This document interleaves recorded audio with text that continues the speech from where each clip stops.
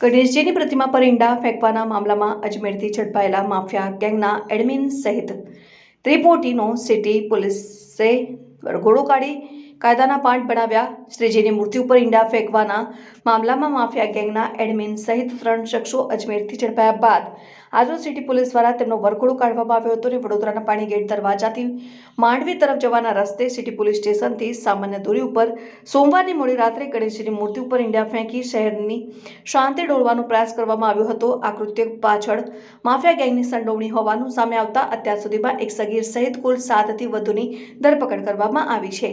જ્યારે માફિયા ગેંગના એડમિન સહિત 3નું લોકેશન રાજસ્થાન અજમેરનું જાણવા મળતા રાજસ્થાન પોલીસને જાણ કરતા ઓપરેશન સર્ચ હાથ ધરી ત્રણેયને દબોચી લેવામાં આવ્યા। પોલીસે અગાઉ ઝડપાયેલા આરોપીઓમાં આચાર્યની તપાસ કરતા સલમાન મંસૂરીને દબોચી લીધો હતો, જ્યારે જુનેદ સિંધી, સમીર અને અનસની શોધખોળ કરતા તેમનું લોકેશન રાજસ્થાનના અજમેર દરગાહ પાસેનું હોવાનું જાણવા મળ્યું, જેથી વડોદરા પોલીસે અજમેર પોલીસનો સંપર્ક કરી ત્રણેયની વિગતો આપતા અજમેર પોલીસે ઓપરેશન સર્ચ હાથ ધરી ત્રણેયને અજમેર રેલવે સ્ટેશન વિસ્તારમાંથી દબોચી લીધા। આ ત્રણેયને વડોદરા લાવી આગળની તપાસ કરવામાં આવી રહી છે। ત્યારે આજરોજ માફિયા ગેંગના એડમિન જુનેદ, સમીર અને અનસનો સિટી પોલીસ દ્વારા વરઘોડો કાઢી કાયદાના પાઠ ભણાવવામાં આવ્યા।